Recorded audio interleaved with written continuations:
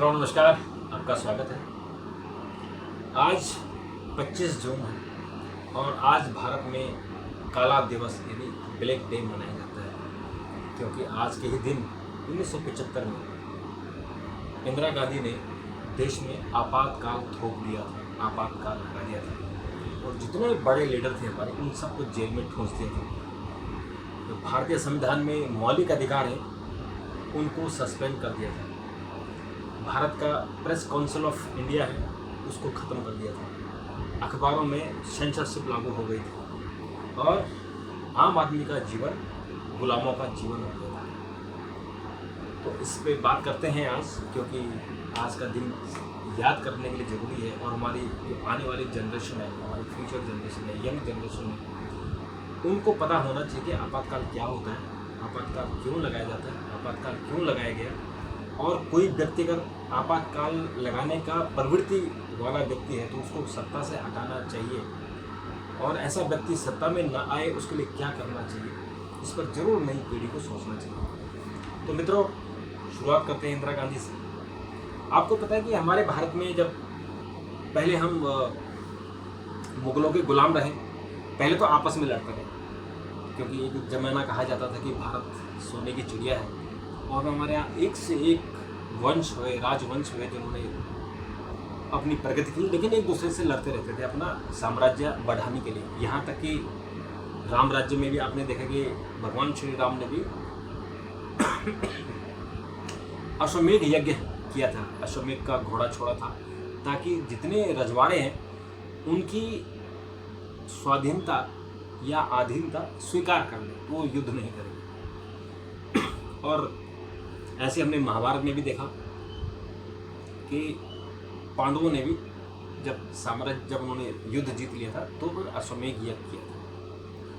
तो ये शुरू से ही पद्धति रही है और अभी हमारे भारत में बड़ी चर्चा है। एक फिल्म है PS1 और भी PS2 भी आगे है जो साउथ की चोल वंश पर बनी है। तो चोल वंश और पांड्यन का जो झगड़ा चलता था और कैसे चोल वंश ने अपना साम्राज्य दक्षिण भारत से लेकर और मलेशिया, थाईलैंड तक और मालदीव तक फैलाया था। इतना बड़ा साम्राज्य फैला था, तो भी युद्ध के जरिए ही फैलाया था। तो युद्ध और हम लोग फिर उसके बाद गुलाम हुए, मुगलों ने हम पर राज किया, फिर उसके बाद अंग्रेज आए तो अंग्रेजों ने हम पर राज किया। तो 1947 में जब हम आज़ाद हो गए तो हमारे जितने स्वतंत्रता सेनानी थे, महात्मा गांधी हो, चाहे मोतीलाल नेहरू हो, जवाहरलाल नेहरू हो, देश को आज़ाद कराया और देश ठीक ठाक चल रहा था।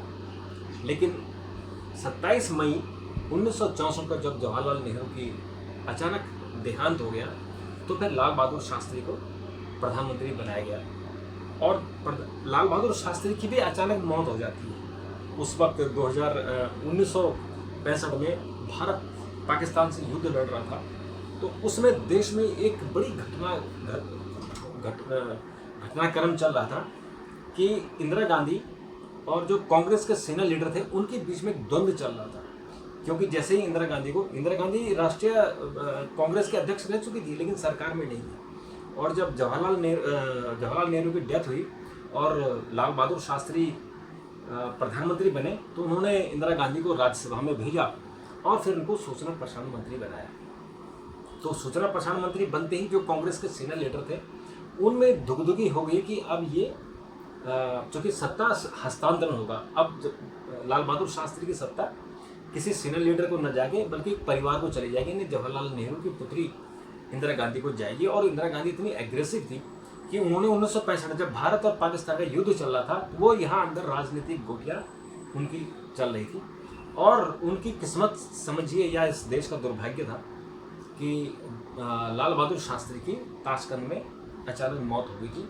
वो एक सीक्रेट है और उस सीक्रेट के बारे में भारत सरकार ने कई बार रूस को लिखा है कि उनकी जो मौत की जो जांच है उसका जांच की जाए, उनके जो फाइल हैं वो अवेलेबल कराई जाए। और उसमें कुछ फिल्में बनी हैं, ताशकंद फाइल के नाम से एक फिल्म, एक सीरीज़ भी बनी थी और उस पर और भी कुछ फिल्मों में उनका जिक्र हुआ है कि लाल बहादुर शास्त्री जैसे सीजेंट और बहुत जेंटलमैन जिनको कहते हैं उनकी डेथ कैसे हो गई। तो जब उनकी डेथ हुई तो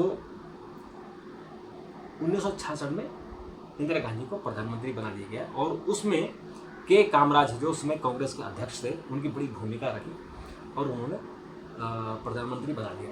लेकिन 1966 में जब प्रधानमंत्री बनी तो कांग्रेस में एक द्वंद्व शुरू हुआ, एक वहाँ उबाल आया और इंदिरा गांधी ने कांग्रेस के जितने बड़े लीडर थे उनको बाहर कर दिया, चाहे वो चौधरी चरण सिंह रहे हों, खुद के कामराज रहे हों, मोरारजी भाई देसाई रहे हों, संजीवा रेड्डी रहे हों, उस वक्त के जितने लोग थे, जितने सीनियर थे, उनको बाहर कर दिया।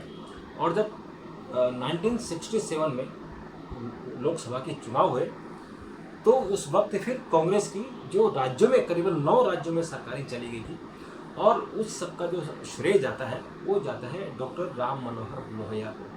राम मनोहर लोहिया समाजवादी, उन्होंने 1963 में जब जवाहरलाल नेहरू प्रधानमंत्री थे उनका बड़ा बोलबाला था, तो नेहरू जी के जब उपचुनाव हुए थे तो उपचुनाव में वो फर्रुखाबाद से चुनाव जीते और लोकसभा में आ गए। तब उन्होंने गैर कांग्रेसवाद का उन्होंने एक नारा दिया था कि कांग्रेस के बिना सरकार बननी चाहिए और उसके बाद वो उन्होंने भी एक अभियान छेड़ा हुआ था। तो 1963 से वो उस अभियान छेड़ रहे थे और 1967 में जब इंदिरा गांधी चुनाव जीत कर तो आ गई थी लेकिन स्थिति पहले से कमज़ोर हुई थी, यानी जो कांग्रेस की सरकार थी वो 520 सीटों पर जीती थी जवाहरलाल नेहरू के समय और इंदिरा गांधी के समय वो संख्या गिरकर 490 हो गई थी। और उस वक्त जितने भी दल थे जैसे स्वतंत्र पार्टी थी तो उसको सबसे ज़्यादा सीटें मिली, 178 सीटें उसको मिली थी। और उसके बाद जो बड़े बड़े लीडर थे जैसे कि उसमें मोरारजी भाई देसाई हुए, श्रीपाद अमृत डांगे हैं, A.K. गोपालन, इंद्रजीत गुप्ता, केसी पंत, विद्याचरण शुक्ला, भगवत झा आजाद, ये सारे बड़े बड़े थे जो कांग्रेस छोड़कर स्वतंत्र पार्टी में गए थे और वो सब चुनाव जीत कर आए थे। और इसी तरह से महाराष्ट्र से यशवंतराव चौहान थे, इसी चुनाव में समाजवादी नेता SM जोशी थे, कांग्रेस के VD देशमुख थे। ये सब जब लोकसभा में आ गए तो इसमें जो सबसे बड़ी भूमिका निभाई थी वो डॉक्टर राम मनोहर लोहिया ने। और उसी समय मधुलिमी भी चुनाव जीत गए थे, मधुलिमी बहुत बड़े समाजवादी थे, तो ये चुनाव जीत कर आए। और उसके बाद जनसंघ के नेता बलराज मधोक ये भी चुनाव जीते थे, ये दक्षिण दिल्ली से जीते थे। तो जनसंघ की बड़ी उसमें ताकत थी, 35 सीटें जीत कर आई थी जनसंघ। और उसके बाद जो जनेश्वर मिश्रा हैं, किशन पटनायक हैं, कृपलानी हैं, ये तो चुनाव हार गए थे लेकिन अटल बिहारी वाजपेयी चुनाव जीत गए थे। और उसके बाद जो कांग्रेस में टूट फूट हुई, के कामराज, निंजलिंगप्पा, अतुल्य घोष, सदोबा पाटिल, नीलम संजीवा रेड्डी, और इन्होंने बगावत कर दी और ये अलग हो गए। और 2 साल में ही इंदिरा सरकार अल्पमत में आ गई और इसके घटनाक्रम के बाद इंदिरा गांधी ने 1971 में आम चुनाव करा दिया, यानी 67 में चुनाव हुआ था लेकिन जब बगावत हो गई और पार्टी टूट गई तो उनको 1971 में दोबारा से चुनाव कराना पड़ा। और जो इमरजेंसी की शुरुआत हुई दरअसल वो 1971 में ही उसकी नींव पड़ गई थी। 1971 में इंदिरा गांधी ने चुनाव लड़ा था और उनके खिलाफ राजनारायण चुनाव में उतरे थे, वो भी बहुत बड़े समाजवादी थे और उनको तमाम लोगों ने, जो डॉक्टर राम मनोहर लोहिया, मधुलिमी ने, इन सब के सपोर्ट से राजनारायण ने इंदिरा गांधी को हरा दिया था रायबरेली से। और लेकिन इंदिरा गांधी चूँकि प्रधानमंत्री थी और बहुत क्रूर प्रधानमंत्री थी, तानाशाह प्रधान, जो कहते हैं कि देश में तानाशाही थी, वो इंदिरा गांधी ने दिखाया कि तानाशाही क्या होती है। और उस वक्त जो उस ज़माने के लीडर हैं, अब तो खैर वो बहुत बुजुर्ग हो गए हैं, लेकिन जो जिंदा हैं वो सब बताते हैं कि कैसे इंदिरा गांधी का टेरर हुआ करता था।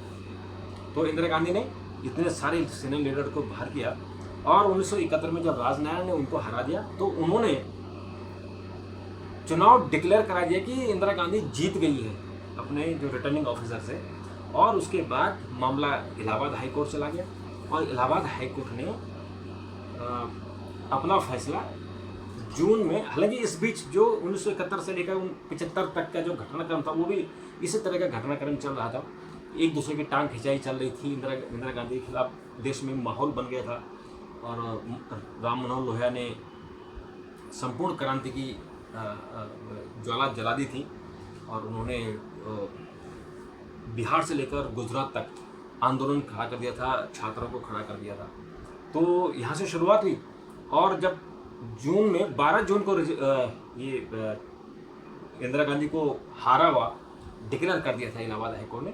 और उसके बाद इंदिरा गांधी ने चुनाव कराने के बजाय या इस्तीफा देने के बजाय 25 जून को मध्य रात्रि को उसमें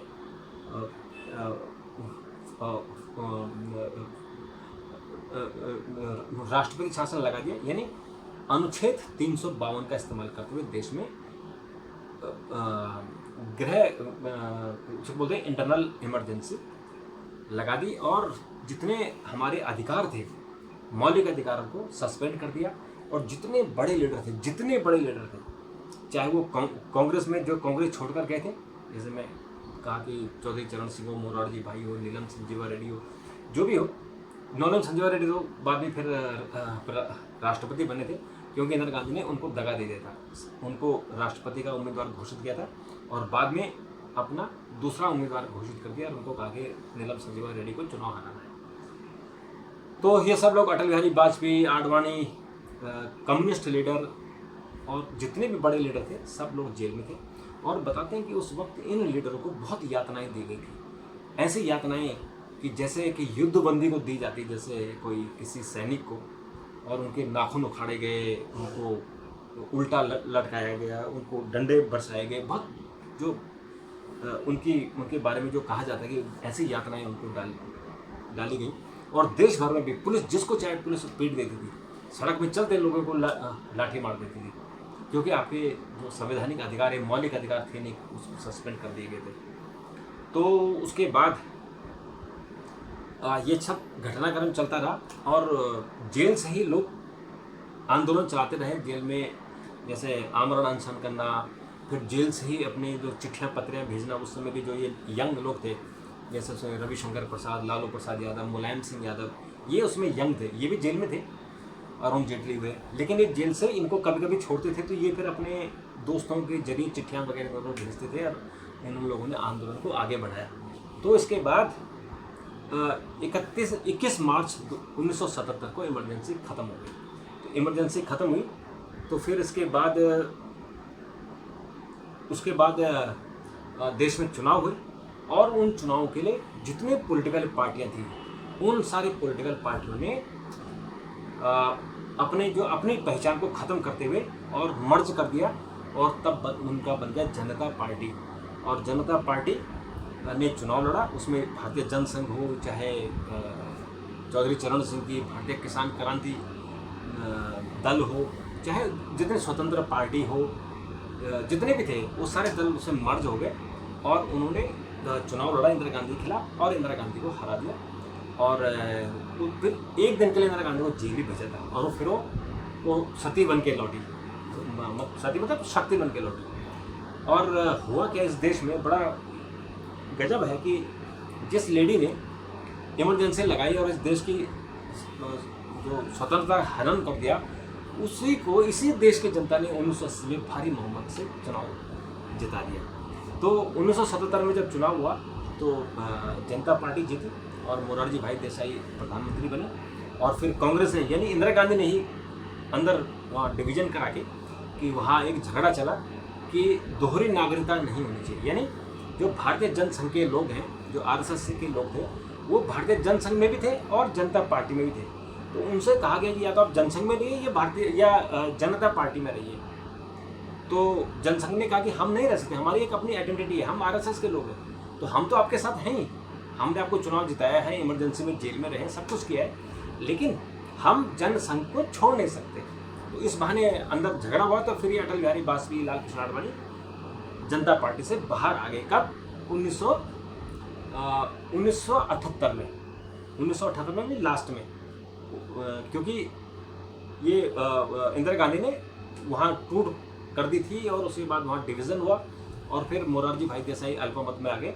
तो तब 6 महीने के लिए फिर चौधरी चरण सिंह को प्रधानमंत्री बनाया गया और 1980 में फिर चुनाव हुए और उस चुनाव में फिर जो छोटे छोटे दल थे जो मर्ज हुए थे वो फिर अलग अलग हो गए। जो भारतीय जनसंघ था वो भारतीय जनता पार्टी बन गई। 1980 में नई पार्टी का जन्म हुआ और ऐसे ही जनता दल का गठन हुआ और जनता दल में बड़े बड़े लीडर थे, चाहे वो एच.डी. देवेगौड़ा हो और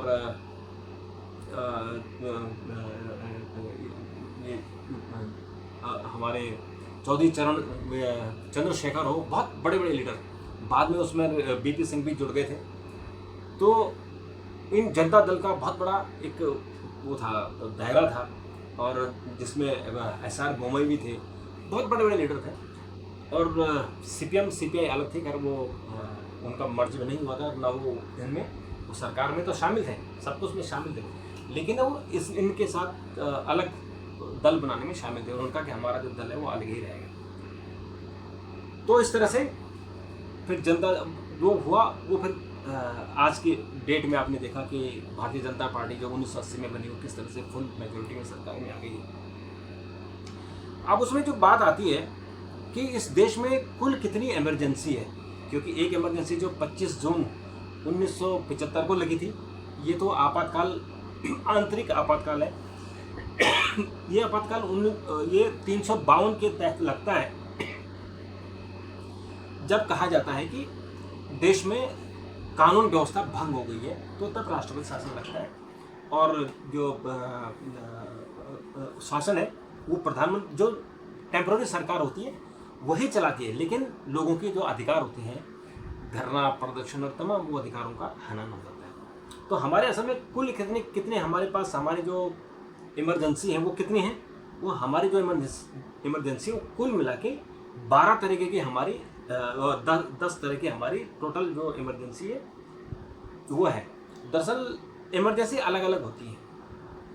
हमारा जो संविधान है उसमें 352 से लेकर अनुच्छेद 352 यानी चैप्टर ये है चैप्टर 18 का, यानी हमारा जो संविधान का चैप्टर 18 में इमरजेंसी प्रोविज़न है और वो प्रोविज़न 352 से लेकर 63 तक है। 352 से 363 तक है। ये टोटल कुल मिलाकर 11 इमरजेंसी है। और हालांकि लोग जो कॉमनली बात करते हैं कि 3 इमरजेंसी होती है, एक बाह्य इमरजेंसी जब बाहर अगर किसी देश ने आक्रमण कर दिया है, और एक अंदरूनी इमरजेंसी जब देश के अंदर या किसी राज्य के अंदर कानून व्यवस्था भंग हो जाती है, और तीसरी इमरजेंसी होती है वित्तीय इमरजेंसी, अगर देश की जो अर्थव्यवस्था कोलैप्स कर जाए तो तब इमरजेंसी लगती है। लेकिन हमारे यहाँ टोटल 11 इमरजेंसी होती है। एक तो 352 है जब आंतरिक इमरजेंसी लगती है, ये आंतरिक इमरजेंसी है और भी हमारे यहाँ लगी, लेकिन पहले पता नहीं चल पाया था। जब 1962 में चीन ने युद्ध किया था, 1965 में पाकिस्तान ने युद्ध किया था, तब भी हमारे देश में इमरजेंसी लगी थी, दोनों इमरजेंसी लगी थी, एक्सटर्नल इमरजेंसी भी और इंटरनल इमरजेंसी भी। लेकिन किसी को पता नहीं चला क्योंकि किसी के अधिकारों का हनन नहीं हुआ। वो प्रोविज़न के अनुसार लगा दिया गया था, लेकिन किसी को पता नहीं चला कि सब अपना रूटीन काम चलता रहा। और 1962 में हमको बड़ा नुकसान हुआ देश को, लेकिन 1965 में हमने धूल चटा दी थी पाकिस्तान को, और 1971 में भी हमने पाकिस्तान को धूल चटाई थी। तो ये तो 352 हो गया। अब जो 353 है, 353 में जो केंद्र सरकार है उसको अधिकार होता है कि वो राज्यों में, यानी किसी राज्य की अगर हालत खस्ता है और वहाँ लॉ एंड ऑर्डर की प्रॉब्लम है, तो वो वहाँ केंद्र राज्यों को आदेश दे सकता है, ऑर्डर दे सकता है, तुम ऐसा करो, तुम ऐसा करो, एक काम ऐसा करो, वो काम ऐसा करो, इस अफसर को यहाँ रखो, उस अफसर को वहाँ रखो। ये तब होता है जब राज्य की हालत खराब होती है, तो तब केंद्र को ये अधिकार है 353 के तहत वो अपने पावर का इस्तेमाल करता है और जो है डायरेक्शन देता है, और वो पार्लियामेंट में राज्य के लिए कानून भी बना सकता है, ये 354 का इस्तेमाल करते हुए। 354 में क्या है कि president may while proclaim emergency in operation by order direct that all or any of the provisions of the article 268 to 279 shall be such period not extended in any case beyond the expiration of the financial year or proclaim cease the operation may be specified in order।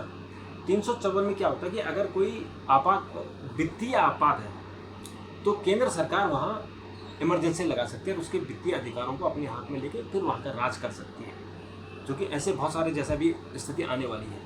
अभी पंजाब में, हरियाणा में, राजस्थान में, तेलंगाना में ये स्थिति आने वाली है, क्योंकि वहाँ उन्होंने पुरानी पेंशन स्कीम और तमाम जो फ्री की रेवड़ियाँ बांटी हैं उससे राज्य में वित्तीय स्थिति खराब होगी, तो वहाँ ऐसी इमरजेंसी आने वाली है। 355 में it shall be duty to the union to protect every state against external aggression. अगर कोई जैसे अरुणाचल है या लद्दाख है, चीन एग्रेशन कर रहा है, तो तब राज्य वहाँ इमरजेंसी लगा के 355 का इस्तेमाल करते हैं, वहाँ का अधिकार अपने हाथ में ले और फिर वहाँ युद्ध लड़े और जो विदेशी ताकतें उनको भगाए। तो ये अधिकार केंद्र सरकार है 355 में। 356 में अगर किसी राज्य की लॉ एंड ऑर्डर स्थिति खराब हो गई है और वो अपनी जनता के स्थिति को नहीं संभाल पा रही है, तो तब सरकार वहाँ पर राष्ट्रपति शासन लगा देता है। 356 में इमरजेंसी राष्ट्रपति शासन लगाता है और वहाँ गवर्नर का राज होता है। केंद्र सरकार गवर्नर के जरिए उस राज्य में सरकार करती है, मतलब फुल फ्लेज। तब वहाँ मुख्यमंत्री नहीं होता है। बाकी इमरजेंसी में मुख्यमंत्री होता है, लेकिन ऑर्डर केंद्र सरकार का चलता है। 356 में मुख्यमंत्री भी हट जाता है और गवर्नर का शासन हो जाता है। और इसी तरह से जो 357 है,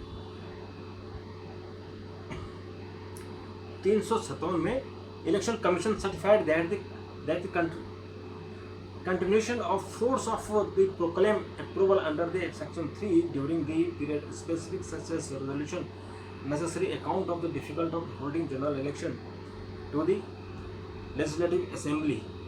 मतलब कि अगर वहाँ इमरजेंसी लगी हो तो इलेक्शन कमीशन वहाँ 6 महीने के लिए चुनाव टाल देता है। जिस राज्य में 356 लागू है वहाँ 357 के तहत चुनाव नहीं हो सकता है। और वो फिर ऐसे ही 358 में भी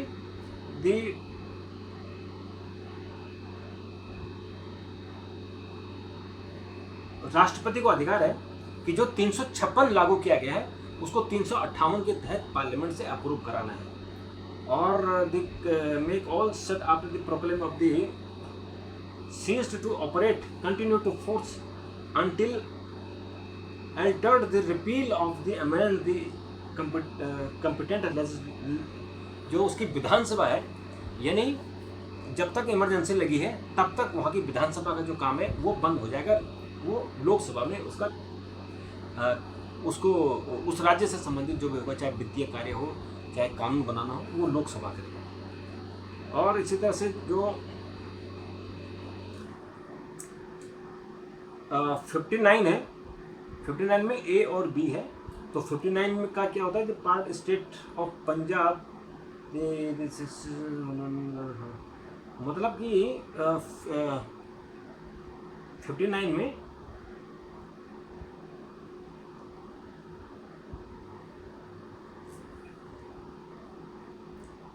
कोई भी केंद्र सरकार किसी राज्य का अगर वहाँ कुछ गड़बड़ी हो तो अपने आदेश से, राष्ट्रपति के आदेश द्वारा वहाँ कोई कानून लागू कर सकती है। 59 में अगर किसी राज्य में, जैसे माने जाए कि पंजाब में आतंकवाद चल रहा है, तो वहाँ राष्ट्रपति के द्वारा, मैंने किसी ऑर्डिनेंस के द्वारा वहाँ एक पर्टिकुलर कोई कानून लागू कर दिया जाएगा कि पंजाब में आज से ये कानून लागू हो गया, यानी आज से वहाँ की बॉर्डर क्लोज हो जाएगी। वहाँ का लोग जो है सपोज कि इतने घंटे तक घर में रहेंगे, इतने से इतने बजे तक घर से बाहर नहीं निकलेंगे। तो ये राज्य सरकार का ऑर्डर के बजाय केंद्र सरकार ऑर्डर कर सकता है। ये तब कब होता है जब किसी राज्य में कोई खराब स्थिति पैदा हो जाती है। और उसके बाद फिर जो 358 है, 360 है,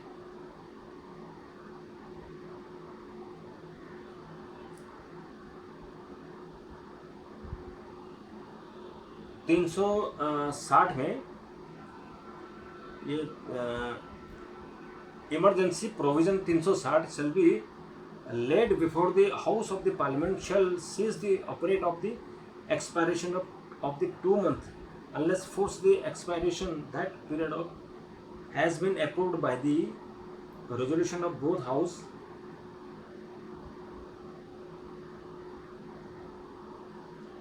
अगर किसी राज्य का जो हाउस है, किसी राज्य का विधानसभा भंग हो गई है तो 360 के तहत उसके दिल्ली से उसके ऑर्डर होंगे, ये 360 में है।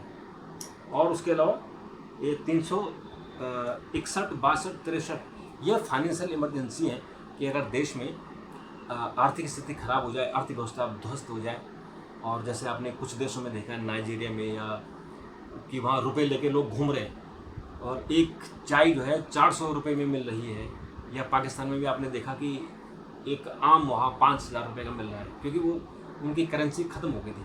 तो ऐसे में तब इमरजेंसी लगाई जाती है। तो कुल मिला के हमारे जो इमरजेंसी है टोटल 11 इमरजेंसी है, और उसमें जो सबसे ज़्यादा यूज या मिसयूज होता है वो 352 का और 356 का होता है। 352 का 3-4 बार इस्तेमाल हो चुका है, लेकिन मेन 25 जून 1975 को होता है, जिसके लिए हम आपातकाल कहते हैं, इंदिरा गांधी का तानाशाह कहते हैं।